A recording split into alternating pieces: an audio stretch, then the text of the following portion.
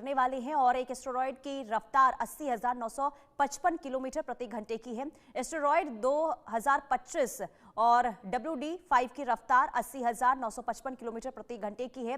Asteroid 225 WD5 अब चर्चा का विषय बना हुआ है। तो ये बड़ी खबर आपको बता रहे हैं। दरअसल आसमान की तरफ से इस हफ्ते एक नहीं बल्कि 2 एस्टेरॉयड पृथ्वी के बेहद करीब से गुजरने वाले हैं और हैरान करने वाली बात यह है कि इसमें से एक 80,955 किलोमीटर प्रति घंटे की रफ्तार से आते हैं हुए चर्चा का विषय बन गया है। दरअसल इसी एस्टेरॉयड 2025 WD5 को लेकर सोशल मीडिया पर सवाल उठाया गया कि नासा ने इसे देर से क्यों बताया और क्या वैज्ञानिकों ने कुछ छिपाया था। जैसे ही नासा ने back to back 2 asteroid approach की पुष्टि की तो लोगों में उत्सुकता और चिंता दोनों बढ़ गई है। नासा ने अब इन तमाम सवालों पर स्पष्ट जवाब दिया है। अंतरिक्ष एजेंसी के मुताबिक ना तो 2025 WD5 और ना ही दूसरा एस्टेरॉयड पृथ्वी के लिए किसी खतरे की कैटेगरी में आते हैं। दोनों तय समय पर पृथ्वी की कक्षा के पास से गुजरेंगे और दूरी कई लाख किलोमीटर होंगी और ये एक पूरी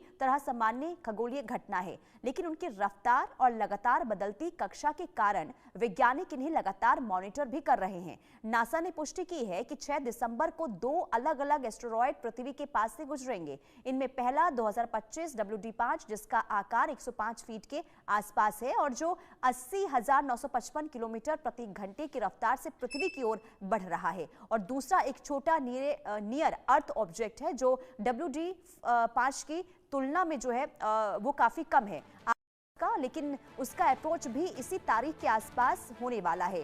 दोनों की पृथ्वी से दूरी सुरक्षित है लेकिन बैक टू बैक गुजरने के कारण ये घटना खगोल विदों के लिए महत्वपूर्ण बन गई है। जैसे ही नासा ने अपडेट जारी किया कुछ प्लेटफॉर्म्स पर दावा हुआ कि एजेंसी ने चेतावनी देर से दी है। नासा ने कहा कि ऐसा बिल्कुल नहीं है। दोनों एस्टेरॉयड कई महीनों पहले से ट्रैक किए जा रहे थे। नासा केवल उन्हीं ऑब्जेक्ट्स पर रेड अलर्ट जारी करता है जो दिशा बदलने और पृथ्वी की कक्षा काटने या फिर टकराव की संभावना दिखाते हैं। WD5 और दूसरा एस्टेरॉयड इन तीनों में से किसी भी जोखिम कैटेगरी में नहीं आते हैं। ये पहली बार है जब दिसंबर की शुरुआत में 2 एस्टेरॉयड लगभग एक ही दिन में पृथ्वी के पास से गुजरने वाले हैं।